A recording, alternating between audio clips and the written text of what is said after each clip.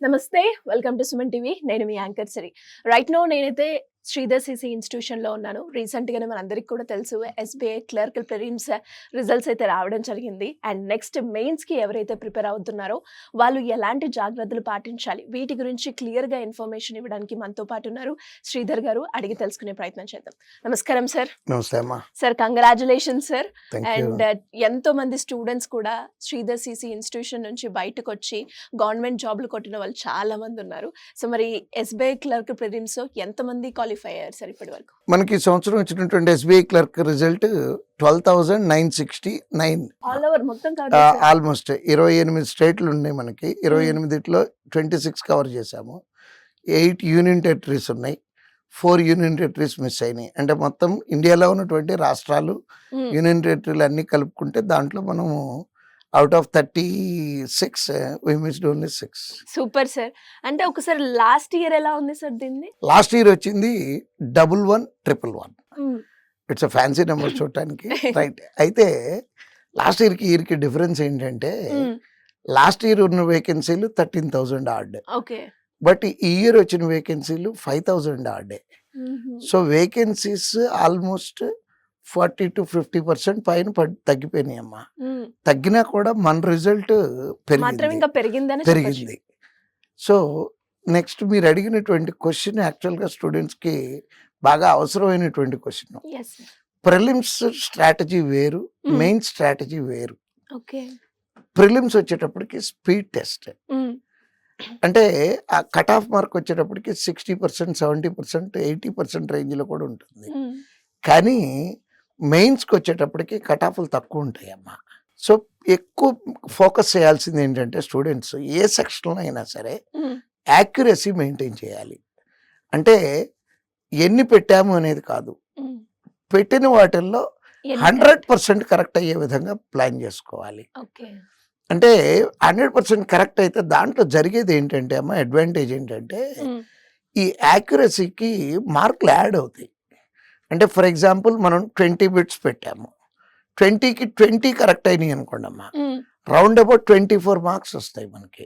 అదే నేను 25 పెట్టాను, 25లో నాకు 5 తప్పులు అయినాయి అనుకోండి అమ్మా, అంటే నాకు 20 కరెక్ట్ అయినట్టు.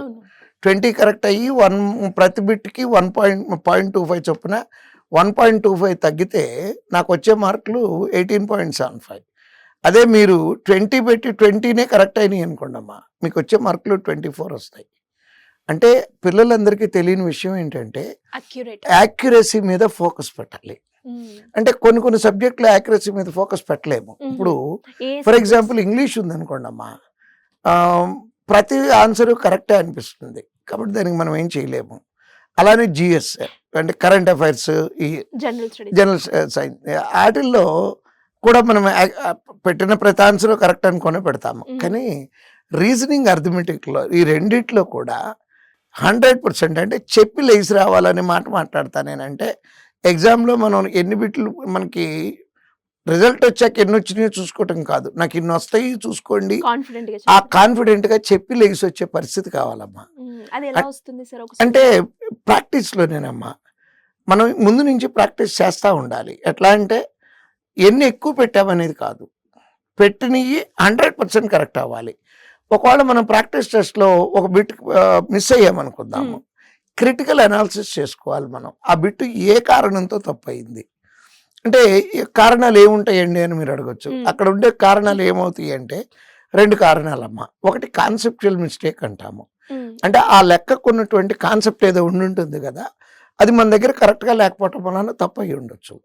So will correct the concept. రెండోది స్పీడ్గా ఎక్కువ పెట్టాలనేటటువంటి ఉద్దేశంతో ఓవర్ స్పీడ్ మూలాన తప్పులు అవుతూ ఉంటాయి అమ్మా. యూజువల్గా స్టూడెంట్స్కి ఎక్కువ జరిగేది ఈ ప్లేస్లోనే జరుగుతూ ఉంటాయి. ఫాస్ట్గా అంటే మిగతా వాళ్ళకన్నా ఎక్కువ పెట్టాలనేటటువంటి దీంతో స్పీడ్ ఎక్కువైపోతుంది. సో స్పీడ్ మూలాన తప్పు అయింది అనుకోండి అమ్మా, గుర్తుపెట్టుకోవాలి మనం ఏంటంటే, ఇట్లాంటి లెక్క నేను చేస్తున్నప్పుడు స్పీడ్ ఎక్కువైతే నాకు తప్పులు అవుతున్నాయి కాబట్టి జాగ్రత్తగా 1 సెకండ్ లేట్ అయినా పర్లేదు కానీ కరెక్ట్గా పెట్టాలని స్లో డౌన్ చేసుకొని, అంటే మనకి ఎక్కడెక్కడైతే తప్పులు అవుతున్నాయి అనేది పాస్ట్ నాలెడ్జ్ ఉందో, అంటే ఇంతకుముందు ఎగ్జామ్స్లో ఎక్కడెక్కడైతే తప్పులు అయినాయి అని మనం అనుకున్నామో అట్లాంటి లెక్కలు వచ్చినప్పుడు కొంచెం స్లో చేసుకొని చేయాలి. Um, next last 4-5 years cut off మార్కులు కూడా చెక్ చేసుకోవాలమ్మా వాళ్ళు. ఉమ్హు, అంటే నా టార్గెట్ ఎంత, నేను ఏ స్టేట్కి అప్లై చేశాను. అంటే నేను ప్రతి వీడియోలో ఇదే చెప్తే విసుగ్గా అనిపిస్తుందేమో కానీ మోస్ట్ ఇంపార్టెంట్ పాయింట్ అమ్మా ప్రతి ఎగ్జామ్కి కూడా ఇది. ఉమ్, మనం ఏ స్టేట్కి అప్లై చేసాం. ఫర్ ఎగ్జాంపుల్ నేను ఏపీకి అప్లై చేశాను అనుకోండి, నా కేటగిరీ జనరల్ కేటగిరీ అనుకోండి. ఏపీకి జనరల్ కేటగిరీకి గడిచిన 5 సంవత్సరాలుగా మార్కులు ఎట్లా ఉన్నాయి, దాన్ని బట్టి నాకు ఎన్ని వస్తే ఈ సంవత్సరం రావడానికి అవకాశం ఉంటుంది. సో అది టార్గెట్ పెట్టుకొని ఎగ్జామ్ రాయాలి. అంతేగాని ఉన్న 200 బిట్లు పెట్టేద్దాం అనుకొని 200కి 200 పెట్టామనుకోండి అమ్మా, తప్పులు ఎక్కువైపోతాయి. అది కొంచెం కాషియస్గా ఉండాలి. నెక్స్ట్ ఇంకో ప్రాబ్లం ఏంటంటే పిల్లలకి ఉమ్, ఆ mock test full length mock test రాయాలి.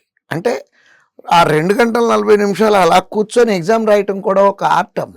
ఉమ్హు, కదలకుండా మెదలకుండా 2 hours 40 minutes ఎగ్జామ్ రాయటం కూడా ప్రాక్టీస్ చేయాలి. దాంతోపాటు మనకు ఉన్న టైము ఇంకా 8 రోజులు టైం ఉంది వాటి నుంచి కౌంట్ చేసుకుంటే. ఉమ్, ఈ 8 రోజులు మనం ఆల్రెడీ ఏమైతే చదివి ఉన్నామో వాటిని రివిజన్ చేసుకోవటానికి వాడుకోవాలే కానీ కొత్త చదువు. కొత్తవి అక్కడి నుంచి వాళ్ళు చదువుతున్నారు, వీళ్ళు ఇది చదువుతున్నారు, వీళ్ళు అది చదువుతున్నారని ఉమ్, మనం మెటీరియల్ బోర్డు అంతా పోగేసుకొని కూర్చొని చదవకూడదమ్మా. ఇది రివిజన్కి సరిపోయే టైమే కానీ ఉమ్, కొత్త కంటెంట్ తీసుకొని ప్రిపేర్ అయ్యేటటువంటి టైం కాదమ్మా ఇది. ఓకే. సో ఈ జాగ్రత్తలన్నీ తీసుకుంటే సక్సెస్ అవటం చాలా తేలిక అవుతుందమ్మా. సరే, మీరు అన్నట్టుగానే ఇప్పుడు ఏ డేట్స్ అనేది చాలా క్రూషియల్. సో రివిజన్ చేయాలి అని చెప్పారు, దాంతో పాటు ఇంకేం చేయాలి అంటారు?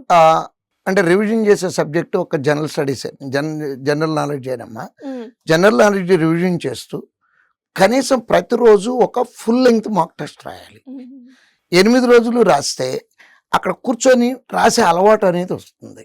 ఉమ్, ఒక్కోసారి ఏమవుతుందంటే అమ్మ, అన్నిటికన్నా బాగా ప్రాబ్లమాటిక్ థింగ్ ఏంటంటే పేపర్ కొంచెం టఫ్గా వచ్చింది అనుకోండి, ప్యానిక్ అయిపోతూ ఉంటారు. True sir. ఎలా ప్యానిక్ అవుతారంటే పిల్లలు, ఫస్ట్ క్వశ్చన్ రాలేదు నాకు, రెండోది రాలేదు, మూడోది రాలేదు, అమ్మో 3 క్వశ్చన్లు చదివితే 3 రాలేదు నాకు అంటే నాకు ఇంకేమి రావనుకుంటారు. బట్ వెనకాల ఉన్న 47 వాడుకోవచ్చు. ఆ కాన్ఫిడెన్స్ పోగొట్టుకోకూడదమ్మా ఎగ్జామ్ రాసే టైంలో. నెక్స్ట్ ఇంకొక అతిపెద్ద తప్పు ఏంటంటే ఉమ్, సీక్వెన్షియల్ సొల్యూషన్ అనేది ఒకటి చేస్తారమ్మా. అంటే దాని మీనింగ్ ఏంటంటే ఉమ్, చిన్నప్పటి నుంచి మనకి స్కూల్లో కాలేజీలో అలవాటు చేసినటువంటిది. ఫస్ట్ క్వశ్చన్ రాశాక 2వ క్వశ్చన్ ఆన్సర్ చేయాలి, 2వది రాశాక 3వది ఆన్సర్ చేయాలి, 3వది ఆన్సర్ చేశాక 4వది, ఇట్లా వరుసలో అలవాటు చేస్తారు. ఒకవేళ ఎప్పుడైనా ఏదైనా రాలేదనుకోండి, టీచర్ మనకి ఏం చెప్పారంటే గుర్తెచ్చుకునేదాకా ఆగండి కాసేపు, ఉమ్, ఆగి గుర్తెచ్చుకొని ఆ లెక్క చేసి తర్వాతకి వెళ్ళండి అన్నారు. కానీ ఇక్కడ చేయకూడదమ్మా. ఉమ్హు, ఎందుకంటే టైం బాగా వాల్యుబుల్, టైం సరిపోదు మనకి. అందుకని సీక్వెన్షియల్ సొల్యూషన్ కాకుండా ఎక్కడైనా ఒక బిట్ మనకి వచ్చు, 2 కేటగిరీలు రాదు, రాంది ఎడితిరిగి వదిలేసి వెళ్ళిపోవాలి. పోరాటం అయితే చేయకూడదు, ఫైట్ చేయకూడదు. లెక్కతో ఎగ్జామ్లో కూర్చొని ఉన్న టైంలో ఫైట్ చేయకూడదు. అది ఫస్ట్ది. రెండోది ఏంటంటే ఈ ఫైట్ చేసే నేచర్ మూలాన మనకి నెర్వస్ అయిపోతామమ్మా. అంటే టెన్షన్ వచ్చేస్తుంది, టైమర్ ఏమో రన్ అవుతూ ఉంటుంది. ఆ టెన్షన్ వచ్చేసి ఏమవుతుందంటే తర్వాత బిట్ వచ్చింది కూడా పోగొట్టుకుంటామమ్మా. yes. అందుకని సీక్వెన్షియల్ సొల్యూషన్ కాకుండా మనకి పేపర్ చివరి దాకా చూసుకుంటూ వెళ్ళిపోయి బాగా ఏమొచ్చో అవి చేస్తే సరిపోతుంది. నిజంగా చెప్తున్నాను, 30 సంవత్సరాల అనుభవంతో చెప్తున్నాను, పిల్లలకి చాలా వచ్చు. ఉమ్, వచ్చు అనే విషయం వాళ్ళకి తెలియదు. క్వశ్చన్ కొంతమంది అయితే చివరిలో ఉన్న 10-15 క్వశ్చన్లు చదవకుండానే ఎగ్జామ్ నుంచి లేచి వస్తారు. అవును సార్, జరుగుతూ అది జరుగుతుంది, అది జరగకూడదు.